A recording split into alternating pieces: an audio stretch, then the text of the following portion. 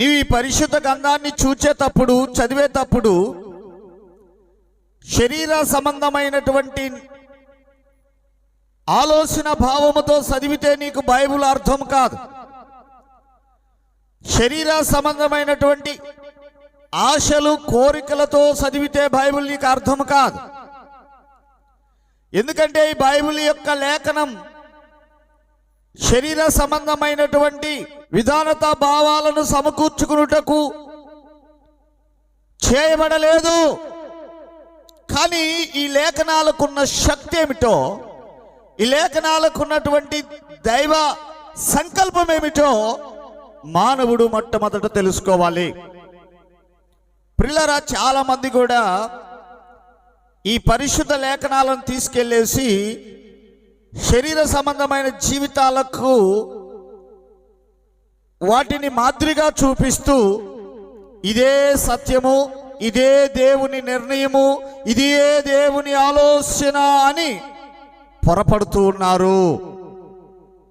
అందుకే మీకు దేవుని వాక్యం అర్థం కావట్లేదు దయచేసి.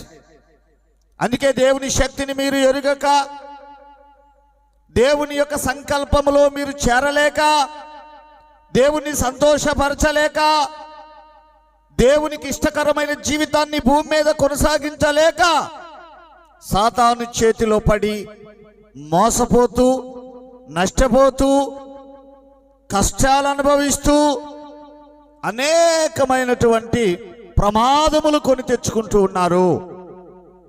దయచేసి పరిశుద్ధ గ్రంథాన్ని మొట్టమొదట మీరు గ్రహించాలి. మొదట ఏం గ్రహించాలంటే, ఈ లేఖనాలు చెప్పుట వలన, లేకపోతే ఈ లేఖనాలు రాయబడుట వలన మనుషుడు తను ఊహించుకున్నవేవి, మనుషుడు తన యొక్క మైండ్లో సిద్ధపరుచుకున్నవి, అలాంటివే ఉన్నప్పటికీ కూడా అవి లేఖనాలకు సంబంధము లేదు. అది దైవ బోధ కాదు.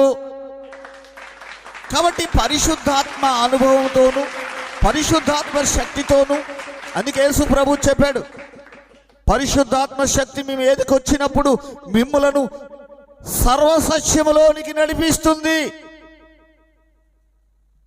సర్వసత్యములోనికి నడిపించబడాలి అంటే శరీర సంబంధమైనటువంటి ఈ యొక్క శరీర జీవితంలో ఆత్మీయ జీవితానికి అడ్డుగోడలుగా ఉన్నటువంటి నీ జీవితాన్ని తారుమారు చేసే కొన్ని ప్రమాదములు నిన్ను పొంచి ఉన్నటువంటి సందర్భాలు, వాటన్నిటిని నువ్వు కొట్టివేయాలి, వాటన్నిటిని నువ్వు తీసివేయాలి, వాటన్నిటిని నీ యొక్క జీవితంలో నుండి నువ్వు తొలగించుకుంటే పరిశుద్ధాత్మ ప్రేరణలో నువ్వు అమర్చబడతావు.